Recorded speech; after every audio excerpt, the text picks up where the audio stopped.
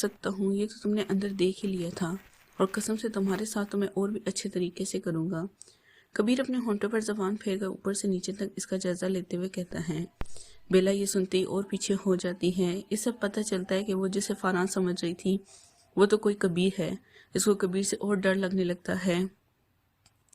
फिर क्या सोचा परी ने, मतलब बाबा की परी ने, वैसे रूम की टेंशन ना लेना, एक और रूम भी है, वहाँ हमें कोई डिस्टर्ब भी नहीं करेगा और हम मज़े से मस्ती करेंगे। कबीर इसे और डराता है। बेला इसका मतलब समझते हुए फ़ौरन अपना मोबाइल कबीर को दे देती है। कबीर फ़ौरन मोबाइल में वीडियो चेक करता है और इसे डिलीट कर देता है। फिर मोबाइल इसे देने के बजाय अपनी पैंट की पॉकेट में डालकर ड्रिंक बनाने लगता है। एक ड्रिंक में वो बेहोशी की दवाई मिलाता है। बेला इसके कारनामे देख रही होती है और दोनों गिलास हाथ में उठाता बेला को आंख मारकर अंदर चला जाता है। बेला का मोबाइल अब कबीर के पास था, जिसकी वजह से वो चाहकर भी यहाँ से नहीं निकल सकती थी। कबीर कमरे में गया तो जोली फौरन इसके पास आई और दोबारा कबीर से चिमट गई। कबीर ने प्यार का दिखावा करके आराम से बेड पर लिटाया और ड्रिंक का गिलास जो इसके लिए स्पेशल तैयार किया था इसके लबों से लगाया, जिससे वो फौरन बेहोश हो गई और कबीर ने सुख का सांस लिया। इसने अपने लाए हुए ब्रेसलेट साइड टेबल पर रखकर इसके साथ एक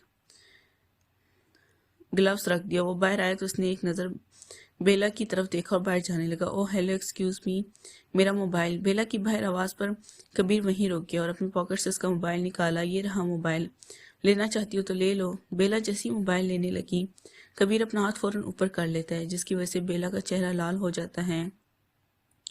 कबीर इसको देखकर महफूज होता है। लाख कोशिश के बाद भी बेला के हाथ मोबाइल नहीं आता। अब दोबारा कबीर बेला के पास आता है और मोबाइल लेने की कोशिश करता है तो कबीर अपना दूसरा हाथ इसकी कमर पर रखकर अपने करीब ले आता है। इसकी इस हरकत पर बेला तब जाती है। इतने बड़े हो गए हो वो, लेकिन शर्म नहीं नाम की कोई चीज़ नहीं तुम्हारे अंदर। इसकी बात सुनती कबीर की हंसी छूट जाती है। अच्छा, अगर तुम्हें ये मोबाइल चाहिए तो मेरा एक काम करना होगा। क्या काम? इसके पूछने पर कबीर अपना मुंह इसके मुंह के पास करता है। छोटा सा काम लिटिल गर्ल, यहाँ पे एक प्यारी सी किस चाहिए। कबीर ने होंठ की तरफ इशारा किया तो बेला के होश उड़ गए कबीर की बात सुनकर, लेकिन अपना मोबाइल इसे हर हाल में चाहिए था। ये सोचते हुए अपना होंठ कबीर की दाढ़ी के पास ले गई और एक हाथ ऊपर मोबाइल बेला की तरफ बढ़ाया। इसके साथ ही अपने दांतों से जोर से कबीर के बाल खींचे और अगली लम्हे मोबाइल इसके हाथ में था। कबीर की चीख हवा में बुलंद हुई थी और फिर इसने आंख खोली तो सामने बेला हाथ मोबाइल में लिए से चढ़ा रही थी। ये देखकर इसे गुस्सा आ गया। ये तुमने सही नहीं किया, अब देखना मैं क्या करता हूँ, कबीर ने से कहा। बाद में बेला को अंदाजा हुआ कि कबीर के साथ इसने घर जाना है। एक यही है जो घर लेकर जा सकता है। इसने फौरन कबीर से सॉरी कर लिया। अब दोनों गाड़ी में बैठ चुके थे, लेकिन जब कबीर ने से एड्रेस पूछा तो इसने पीठ पीछे देखा। इससे अंदाजा हुआ कि ये फलां सोसाइटी का घर है। कबीर ने गाड़ी के शीशे में खुद को देखा तो अपनी चेक पर लाल निशान पाया। ये देखकर इसे हुसैन याद आ गया। इसे ये लड़की बहुत ही मासूम और डरपोक लगी। फिर हैरत भी हुई कि यहाँ किस घर से आई है। खैर, थोड़ी देर बाद गाड़ी इसके घर के सामने रुकी। बेला फौरन गाड़ी से उतरी, अपना सामान निकाला। कबीर ने एक बैग अपने हाथ में पकड़ लिया और घर के अंदर जाने लगा। घर के नेम प्लेट पर बड़ा सा सुनहरे रूप में फरहान लगारी मेंशन लिखा देखकर बेला की सांस में सांस आई, जबकि इसके बरक्स मुकाबले खड़ा शख्स किसी गहरे सदमे में जाता दिखाई दिया। कबीर और फरहान लगारी एक ही यूनि से ग्रेजुएट हुए थे और जुलियाना पहले फरहान के साथ होती थी। जब कबीर ने अपने बाप के कहने पर जोली से दोस्ती कर ली थी, फरहान और कबीर में दरार पैदा हो गई और कबीर से नीचा दिखाने और जेलस फील कराने का कोई भी मौका अपने हाथ से जाने ना देता। शुक्र अपनी मंजिल पे पहुंच गई, बेला ने फूले हुए सांस के साथ कहा, जिसकी बात सुनकर कबीर ने होश की दुनिया में कदम रखा।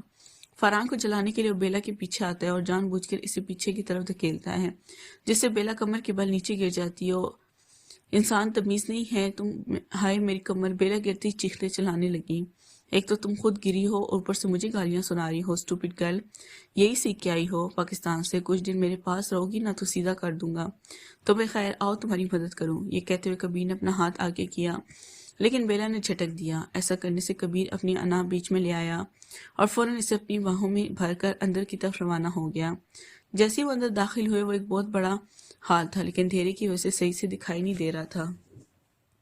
कबीर ने एक सोफे पर बेला को लिटाया, लेकिन दर्द बर्दाश्त से बाहर हो रहा था, जिसकी वजह से वो फौरन अपना मुंह सोफे की तरफ कर गई और आंखें बांध कर ली। कबीर को इसकी कैफियत देखकर खुद पर गुस्सा आया और फिर अचानक इसके करीब आया। तुम्हें पता है मैं बहुत अच्छा फिजियोथेरेपिस्ट हूँ और अब तो दर्द भी मैंने ही तुम्हें दिया है। बकौल तुम्हारे तो भरपाई का एक मौका तो मिलना ही चाहिए।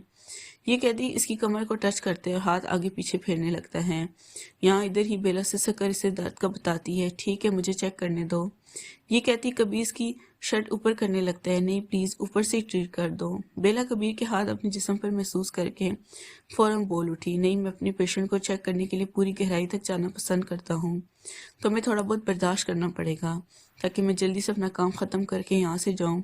کبیر یہ کہہ کر آہستہ آہستہ اس کی شرٹ کمر سے اوپر کندھوں تک لے جاتے اور اپنا ہاتھ اس کی کمر پر سہلانے لگتا ہے، لیکن ابھی تک اسے کوئی آس پاس دکھائی نہیں دیتا۔ پھر اس نے بیلا کو دیکھا جو دونوں آنکھوں کو آپس میں بھیجے ہوئے تھی۔